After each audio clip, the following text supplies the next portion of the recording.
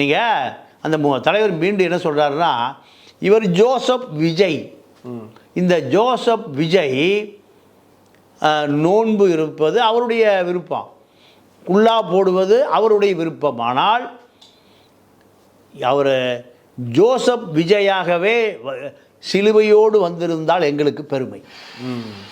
எப்படி வந்திருக்கணும்? சிலுவையோடு வந்திருக்கணும். மத நல்லிணக்கம். ஒரு பாதிரியாரை நாங்கள் கூப்பிடுறோம், பாதிரியார் அந்த வெள்ளை அங்கேயே கழட்டிட்டு தொப்பி வச்சுட்டா வராரு? எப்படி வராரு?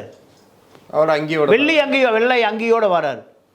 ஒரு இந்து மத துறவியை கூப்பிடுறோம், அவர் காவி வேட்டி, காவி சட்டை, கழுத்தில் ருத்ராட்ச கொட்டை, காலில் கட்டை, தலையில் மொட்டை, இப்படி தான் வராரு. அவரை குள்ளா வச்சுட்டு லுங்கி கட்டிட்டு வராரு.